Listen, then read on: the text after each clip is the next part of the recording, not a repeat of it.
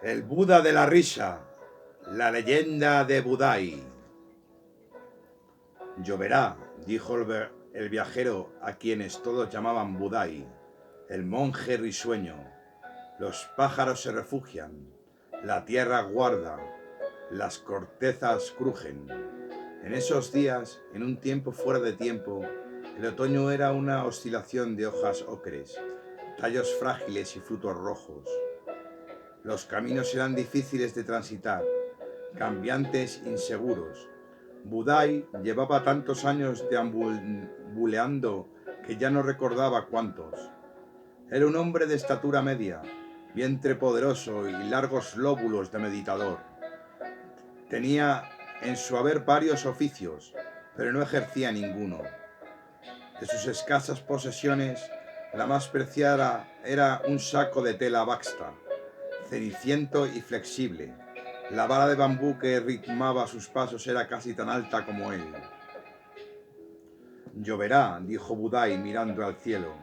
Había aprendido a hablar con las piedras, las flores y los animales, de manera que su soledad estaba siempre poblada de diálogos. El mundo, cómo no, estaba en guerra, familia contra familia, hermano contra hermano, país contra país. Una vez, al despertarse al alba en la cueva donde había pasado la noche, Budai oyó y luego vio el goteo de una statazlita y después lento fluir de un manantial. Lo que cae y lo que surge, lo que muere y lo que nace, son simultáneos, se dijo. La guerra y la paz existirán siempre. Si el dolor es sabio, nos abre la puerta para que salgamos de él. El puente de piedra era ancho para que pudieran cruzarlo. Carros de campesinos y los ejércitos que iban y venían con su clamor de heridos y sus delirios de poder. Budai bajo el terraplén con sus pasos firmes inspeccionó las sombras, el musgo, el agua que aceleraba su curso de lluvia en lluvia. Cuando se sentó a meditar, la tormenta cruzó truenos y relámpagos a escasa altura. Protegido por el arco de piedra, el viajero respiró hondo. No podía saber qué instantes más tarde su vida cambiaría para siempre. En su pecho y su garganta la risa, sol del alma, estaba a punto de nacer. El trueno retumbó tan cerca de Budai que sus huesos vibraron y el cráneo pareció partírsele en dos. A lo largo del horizonte la oscuridad empollaba miedos y ansiedades. En las casas cercanas se temían pérdidas y desgracias. Había quien soñaba con lunas nítidas y quien suspiraba por una simple taza de té. Budai empezó a reír sin razón ni propósito, alumbrado por una gracia que no había cesado de buscar, pero que no esperaba recibir en ese momento. Reía, y con él el agua del arroyo, ágil y transparente. Reía y reía como si ese fuera el verdadero secreto que la tormenta quería revelarle. La risa no tardó en hacerle entrar en calor, de modo que halló su situación allí, bajo el puente agradable y a la vez misteriosa. No venía de ninguna parte y no tenía pensado dirigirse a ningún sitio en particular. El mundo entero era su familia. No tenía, para él, más deber que caminar y a partir de ahora sonreír y reír a carcajadas. Cuando hubo pasado el primer ataque de risa de los tres que tuvo, brevísimos pero significativos, pudo ver en el brillo de la piel de sus manos y luego en sus piernas las luciérnagas de la sangre, en el encendido torrente de su felicidad. Aquello era una locura suave, un despertar, una liberación. Lo intransmisible había ocurrido y el sabio que buscaba ser acepto y el sabio que buscaba ser aceptó al idiota que era. Budai tuvo una visión. Estaba rodeado de las cenizas de sus palabras e ideas, sus prejuicios y angustias, y su corazón tenía el tamaño de una cereza de luz que ningún siglo reoiría. Después de ese festín, tras esa claridad en medio de las sombras, ¿qué lugar ocupaba el hambre en su vida? Revisó su saco de tela y no halló el más que 4 granos de arroz. Para esa jornada era mucho más que lo que había tenido el Buda en los días previos a su iluminación. Cuando Budai llegó a la aldea, aún tenía hambre, pero como el sol había salido y la mañana tendía aires nuevos sobre la hierba, olvidó el reclamo de su estómago para concentrarse en el triste llanto de una familia de tintoreros que rodaba con un cadáver. No tardó en averiguar que una niña de 5 años había caído en una batea que contenía sales de plomo y se había ahogado. Yacía como una pequeña estatua de madera carbonizada, los ojos abiertos y fijos, sus pequeños puños cerrados. Budai se acercó con una sonrisa sin reparar en que ésta podía ser mal interpretada por los deudos. Los aldeanos acudían a dar las condolencias a los padres y hermanos de la víctima, lo cual contribuía a aumentar el volumen del llanto. Viéndole sonreír como si acabara de llegar a un banquete, uno le increpó: no veo razón para que tu rostro se alegre ante la muerte de una niña, forastero. Sin dejar de sonreír, el viajero del saco de tela manifestó: al hacerse cargo del dolor, sufrí tanto por esa pérdida como los allí presentes. ¿Y entonces por qué sonríes? La muerte es una fiesta de nubes, dijo Budai. Primero oscurece nuestra mente y luego la despoja de toda esperanza. Primero golpea y después acaricia. Si me permitís y no os molesta, agregó, quisiera ofrecerme para lavar el rostro de la niña. Le dejaron hacer. Su aspecto de monje servicial, de vagabundo de las estrellas, inspiraba confianza. Budai pidió colores y pinceles, y cuando el rostro de la pequeña muerta estuvo limpio, le pintó en las mejillas el sol, la luna, 2 mariposas y un pequeño conejo. Le pintó el perfil de los miembros de la familia sobre la frente, el crisantemo y una minúscula rama de limón. ¿Por qué?, le preguntaron. Porque la muerte es una fiesta de nubes y Haku, así se llamaba la niña, debe acudir con regalos. Lo inevitable ya ha ocurrido, pero lo maravilloso puede o no suceder y depende de nosotros que sorprenda a nuestro destino.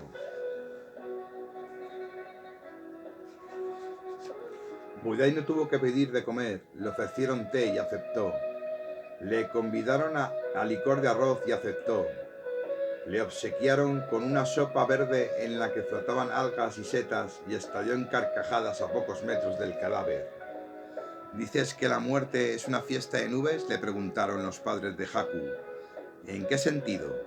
Budai eructó, luego suspiró y por fin dijo: cuando un ser viene al mundo, ya sea un ruiseñor, una ola o una caña de bambú, la muerte lo sigue como su propia sombra, para enseñarle qué valioso es cada segundo de luz, el más mínimo detalle de nuestra palpitante existencia. Una vez que lo hemos aprendido todo, la luz se retira y lo que queda de nosotros es una pesada forma quieta por fuera y una fiesta de nubes por dentro. Asombrados, quienes escuchaban a Budai hallaron absurdas sus palabras, pretencioso su pensamiento, insolente su actitud. ¿Quién le autorizaba a decir esas cosas? ¿Por qué empleaba un lenguaje florido ante una realidad tan triste y descarnada? Todo lo que estaba sujeto en el interior del pequeño cuerpo de Haku ahora se desprende, como el vapor se desprende del agua, la hoja del árbol otoñal, la aguja del pino y la pluma del ala. Esa es la fiesta, darse con los ojos cerrados, como las nubes que suben que, por encima y por debajo del cielo, sigue siendo azul. ¿Y la pena?, insistieron. ¿La pena, tristeza y la gimiente desesperación? ¿Por qué surgen entonces? Para ablandarnos la lengua y sacarnos los labios, dijo Budai con una sonrisa. Dices eso porque no tienes nada que perder. Por el contrario, comentó el hombre del saco, lo que no tengo es nada que ganar.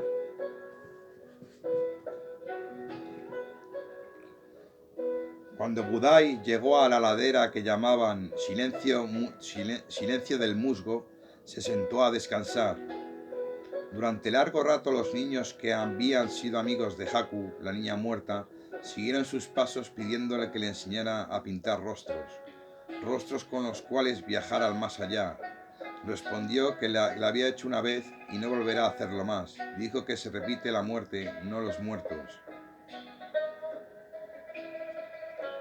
Observó que después de la tormenta El otoño tenía luz de bronce que huye y la tierra una fragancia de manzanas tibias y escaramujos agrios. Observó que muchas especies de aves migraban y el horizonte del día y de la noche parecían en sus pálidas rosas de sorpresa. A mediodía llegó un poblado que celebraba una fiesta con faroles de papel, petardos y la presencia de un hombre orquesta que tocaba 4 instrumentos a la vez: un tambor con el pie izquierdo, un gong con el derecho, una minúscula flauta y un instrumento de 4 cuerdas. Había nacido una criatura días antes y la familia del padre y de la madre discutían sobre el nombre que debían llevar el nuevo ser. Debemos honrar a nuestros antepasados, decían los padres de la esposa. Si los nombramos volverán a vivir y repetimos las sílabas con los que eran conocidos, invocaremos sus almas.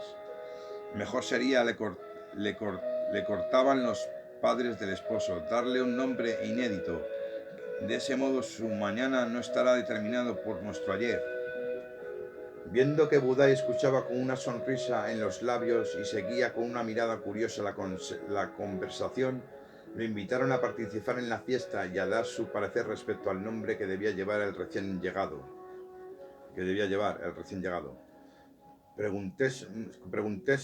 Pregúntaselo a él, respondió. Pero si apenas emite sonidos, ahora no hace más que fruncir los labios y respirar. Ese es un buen nombre, rió Budai. Hu Shehin. Respirar ahora. ¿Por qué? Le interrogaron los familiares del recién nacido. Porque su sonido recuerda lo mutuo, lo recíproco, y las alas de sus pulmones son como las de una mariposa, fieles al sol de cada día, gráciles en su movimiento y hermosas en su despliegue. Años después de aquella escena, unos decían que Budai era un mago y otros que un vidente, pues Hussein amó las mariposas toda su vida. Amó su errático vuelo, su caprichoso, aunque simétrico diseño. Como fabricante de papel que era, igual que su abuelo y su padre, intentó copiar en sus farólas, ventanas y guirnaldas los aracelos y las marcas, las rayas y los puntos que alegraban el horizonte de toda la primavera. De niño le bastó con tocar una sola de ellas para ver, en el polvillo que impregnó sus dedos, cuán frágil es lo bello, de qué adherencias y pequeñeces está hecho, y hasta qué punto las mujeres heredaban de las mariposas el gusto por pintarse, un parpadeo rápido en el momento del amor y una huida súbita ante el peligro. Un día su madre le dijo: un hombre que pasaba por aquí llamado Budai nos sugirió tu nombre y lo aceptamos. ¿Cómo era? Sonreía. ¿Por alguna razón? Lo ignoro, respondió la madre. Si la persona que le había dado su nombre sonreía, pensaba Hussein, respirar ahora, algo decía de haber en la respiración que fuera la causa de esa sonrisa. Qué pena no saber dónde estaba o por qué rutas paseaba su horonda panza de vagabundo. A Hussein le parecía notable que transita a nombrarse a lo que se queda, y que los viajeros supiesen más que la quietud que los que no se movían de su sitio. Finalmente llegó a la conclusión de que los seres humanos se dividen entre los que prefieren su frente a su espalda y los que prefieren su espalda a su frente. Los primeros, cuando se van, nunca piensan en volver. Los segundos, antes de partir, cavilan sobre lo que darán a su regreso. ¿Y tú, a qué clase perteneces?, le interrogó su hermano, cuando les puso esa idea. A la de los que creen que el paisaje del sueño es más rápido que el que pisan sus pies cuando están despiertos. Irse una lucha contra el peso de la memoria. Quedarse, devoción por lo que ha sido. No soy como las mariposas cuyo dibujo emulo, sino como las plantas de las que se alimentan. Me nutro de lo que no se ve y sin embargo nos sostiene, mientras que el dador de mi nombre bebe el rocío que destilan las estrellas lejanas cada vez más altas.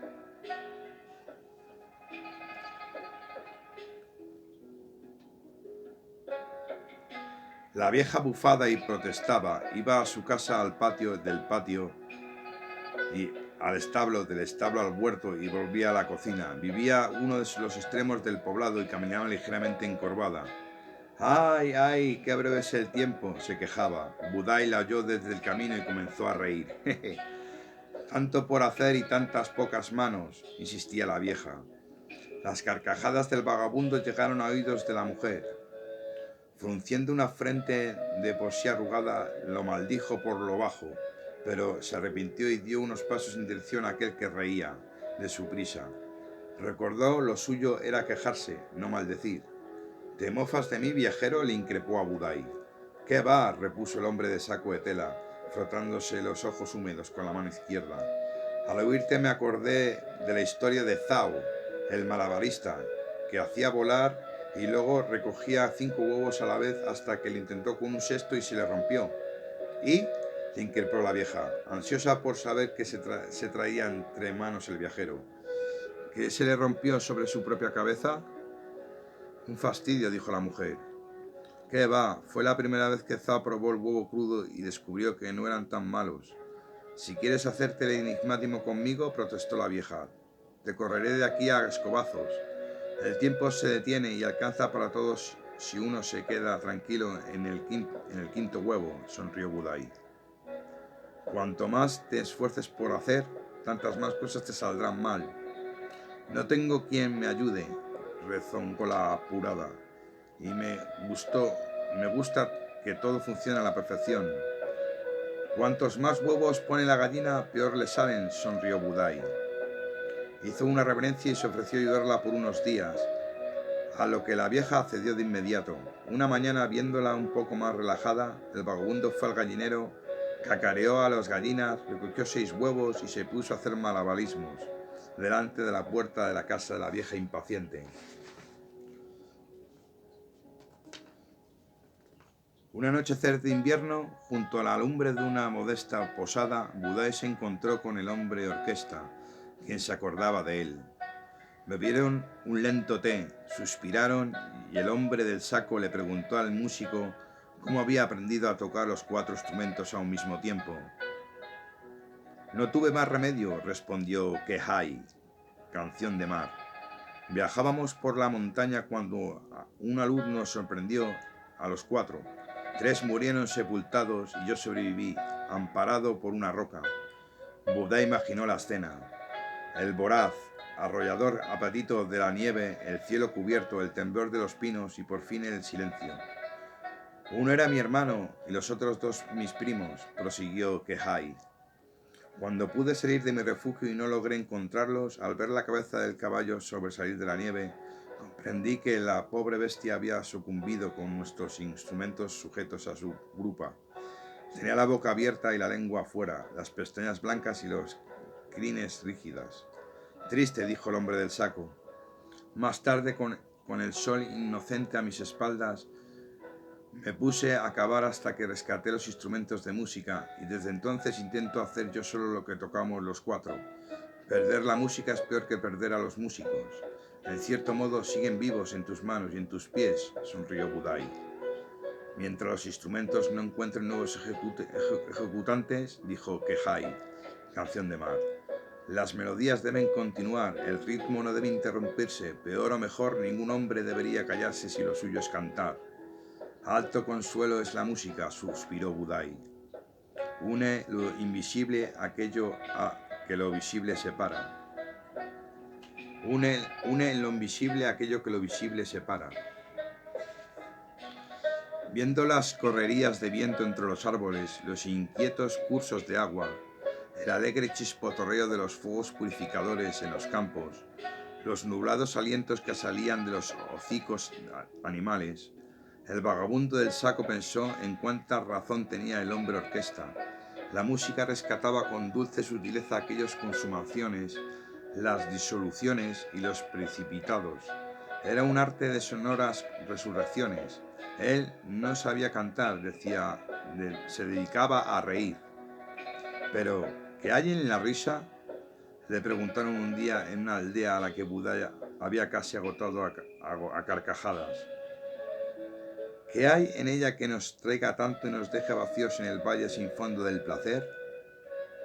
Labios que exhalan la muerte, que desconocen e inhalan la vida, que les encantaría conocer. Después dibujó con su bastón el diagrama Ha, dos pequeñas bocas que se cierran y se abren por mediación de un pequeño triángulo. Antes de reír nos parece que el mundo está desanimado, aclaró Budai. Después, que está tan animado que necesitaríamos por lo menos 300 años para conocer el secreto de tal vivacidad. Pero, ¿cómo reír si uno no tiene ganas de hacerlo?, preguntó un carpintero rico. Di mejor cómo tener ganas de algo si uno no se ríe de todo, sonrió Budai. Tras esto, empujó a un niño al suelo, asustándolo y haciéndolo llorar, pero no le dio tiempo a que consumara su llanto, porque también él hizo ver que tropezaba y caía. Entonces, riéndose de su torpeza, abrazó al caído, quien no tardó en carcajearse con él. Como los niños, cuanto más rápido vamos del dolor a la alegría, más efectiva es nuestra recuperación. Trajeron malvas y lirios azucarados para celebrar la cena, y una guatenilla con polvo de hibisco que Budai bebió con más curiosidad que sed. A veces, de vestir siempre una andrajosa túnica grisácea, Budai adoraba los colores, y en los colores los matices, y en los matices el signo distintivo de la madurez. ¿Qué puede ser madurar?, se decía a sí mismo, entre camino y camino, sino descubrir los diferentes aspectos de los seres y las cosas, y la dulzura que nos espera si nos hemos sostenido con gracia del árbol de la vida hasta la hora de ser comidos por algo o por alguien. Había aprendido en sus años de viajero impenitente la nostalgia del agua de las ramas del sauce, revelación de las semillas y del errático vuelo de la mente de los ancianos. El sauce le enseñó que agacharse no es sucumbir, las semillas que le pequeñecen no disminuye la fecundidad, y los ancianos que se puede volar con la imaginación cuando los huesos se quejan de su frágil realidad. Budai tenía un respeto reverencial por los mayores y hacía cuanto podía para ayudarlos si estaba en su mano, el socorrerlos. Se veía reflejado en ellos como un espejo que adelantase su tiempo. Admiraba en su frugalidad la gradual comprensión de la renuncia y, en el mejor de los casos, la llamada segunda infancia que los volvía pícaros, olvidadizos y un poco irresponsables. En una ocasión caminó largo rato con un viajero aguatero que no hacía más que soltar ventosidades y reírse de ellas. Viendo su cara de sorpresa, el aguatero le dijo: «Antes me los guardaba para mí, fruncía el culo como los monos cuando besaban. Ahora los comparto con el aire y así aligero mis pasos. Después de todo, ya le dijo el poeta, el pedo es el ruiseñor del culo». Budai cayó al suelo del ataque de la risa que le dio esa frase. Además, prosiguió el aguatero, no perdió la esperanza de enseñarle a cantar a mi trasero. ¿De qué modo? Le preguntó el hombre del saco. En primavera voy al bosque, me interno en la espesura y le grito al ruiseñor: Ye Jin, enséñame a celebrar con trinos la oscuridad, de recibir con cantos la penumbra. A diferencia de los maestros que había conocido aquí y allá, y de sus propios mentores de meditación y de discernimiento, Budai no tenía intención de fundar nada o transmitir otra cosa que sonrisas y carcajadas. Se consideraba un estudiante perpetuo, un fervoroso investigador de la existencia y un admirador de la muerte que no hacía más que pensar sandeces y vulgaridades. De hecho, apreciaba más sus propios bostezos y estornudos que sus ideas. Había vivido lo bastante para comprender hasta qué punto los valores se desvalorizan al revelarse y los detritus de la hierba abonan la espiga del mañana. Vuestras quejas, solía decir, no son más que vuestro programa de trabajo, del mismo modo que vuestros dolores son los puntos de apoyo de vuestra conciencia. Quien no acepta la profundidad del sufrir no alcanzará jamás la cima del gozo. El mundo está lleno de médicos, de curadores, de gentes que consolan y explican, de consejos y moralistas. Muchos ofrecían soluciones y algunos solo, como él, diversión espiritual. La mayoría tenía esperanzas, ilusiones y proyectos. Budé solo sus pies, el camino, el saco de tela y la buena panza de su vaivén emocional. ¿Qué quiere decir que te dedicas a la diversión espiritual?, le preguntaron. El universo es uno y él mismo a gran escala, respondía entonces, pero múltiple y diverso a pequeña escala. A la gran escala estamos sometidos, a la pequeña escala en cambio es obra de nuestro corazón. Me dedico a sacarle chispas al hierro de la pena para forjar el cuchillo de nuestro júbilo. ¿Habéis visto una fiesta solo de mosquitos, de tigres, de viudas o de idiotas? En cada palmo de tierra o de cielo hay más cosas distintas que la regularidad de esa medida. La abundancia no mide su flujo ni calcula su destino. La diversión y la fiesta mantienen el universo en vilo. ¿Qué fiesta?, le insistían algunos, intrigados por el uso que esa palabra hacía el hombre del saco de tela. Budai sonreía. Pidió licor de arroz, buñuelos, tartas de harina, sopas de nido de golondrina y colas de tiburón, caquis y fideos, y allí donde no había fiesta montaba una para festejar las chispas. Decía que había juntado entre todos sin apenas darse cuenta. La tarde tenía el color de las ciruelas, sus mismos bordes oscuros, rebosantes de delicias. Budada había llegado a la ermita de la alta montaña tras un día de camino. Las roídas construcciones en piedra y madera daban al abismo. Batió palmas, pero nadie salió a recibirlo. En lo alto, el portón de entrada, había un monje ciego, sentado con un gato de un blanco inmaculado sobre su regazo. ¿Dónde están todos?, indagó el viajero Budai. Cada uno en su sitio, respondió el ciego sin inmutarse. Su rostro era una red de arrugas entrecruzadas, superpuestas, una red fina y feliz. Soltó al gato y el animal comenzó a moverse con una lentitud pasmosa, como si caminara en sueños. El ciego acercó una gran canasta llena de lichis a sus manos y se entretuvo contándolos. De pronto recitó: los frutos del tiempo raspan por fuera, el sabor de la eternidad acaricia por dentro. Intercambiaron pocas palabras, las suficientes como para que el viajero fuese invitado a dormir en una gruta cercana. Junto a un nido de águilas que daba nombre a la ermita, allí se hablaba poco y se respiraba mucho. Budai observó que había terrazas sembradas de hortalizas y algún que otro raquítico peral. El ciego le contó que en sus sopas siempre había algún hueso para el sabor y muchas raíces para fortalecer las articulaciones. ¿Podría decirme, venerable anciano, por qué la ermita da al abismo? Para que nadie tema lo que le espera ni deje de pensar en las alas que necesita para flotar en el vacío. Budai compartió unas galletas de arroz con el ciego y le ayudó a calentar el té. El gato blanco tenía los ojos tan celestes como las aguamarinas. Me gustan los ojos de su gato, le confesó el viajero al monje ciego. Se los regalé yo. ¿Cómo? Llegó aquí cuando estaba perdiendo la vista y me escogió como compañero de meditación. Así que le dije: te regalo la última luz de mis ojos, que era la de un mediodía del primer otoño. Al despertarse, el hombre del saco de tela estiró los brazos con vigor y se frotó la panza.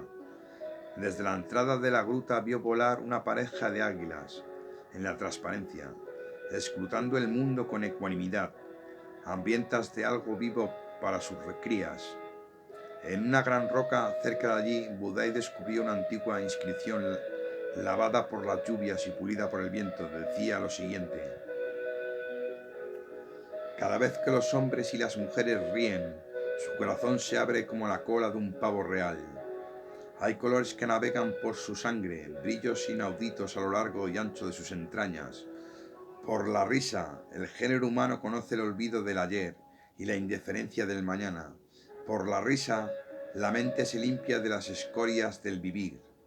Olvida momentáneamente el dolor, la ira, el resentimiento, la mentira.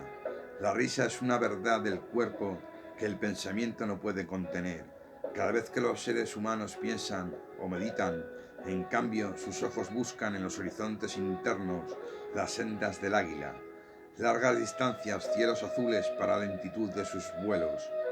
Por la meditación, al reflexionar, el género humano conoce el mañana y escruta el ayer para filtrar sus mejores escenas. Sin pensamiento no se va a lejos, sin risa no se puede estar relajado allí donde se está. El sabio, por lo tanto, manipula las dos plumas, la del pavo real y la del águila, y no conoce más importancia y no le da más importancia a la una que a la otra. Si tiene que morir, pide ser torturado a risa, ya a punto de desfallecer. Sus ojos se transforman por la mirada grave y el solar del águila en el vasto espacio libre del universo. Feng Lui, Fábulas del dragón y el fénix. Alguien le había dejado una carta escrita en piedra, tal vez el mismo Feng o alguno de sus discípulos. ¿Cómo saberlo? Enorme proeza la de subir tan alto para escribir esas palabras en la roca.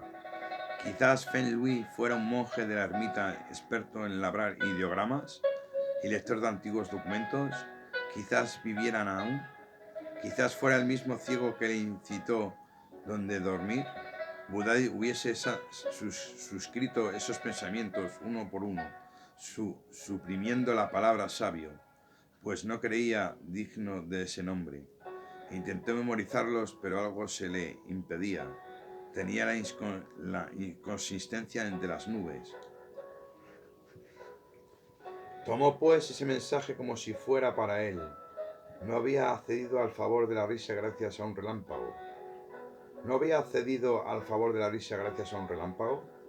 En cuanto a los colores mencionados, que eran para Budai sino tránsitos de luz por los ramajes de su sangre, tras despedirse del monje ciego y antes de descender de la montaña, concluyó que debían conseguir una pluma de águila y otra de pavo real, cosa que le fue muy difícil de lograr, pero pues estando cerca del nido de la primavera, dio con una recta y afilada pluma gris oscuro, la pluma de pavo real.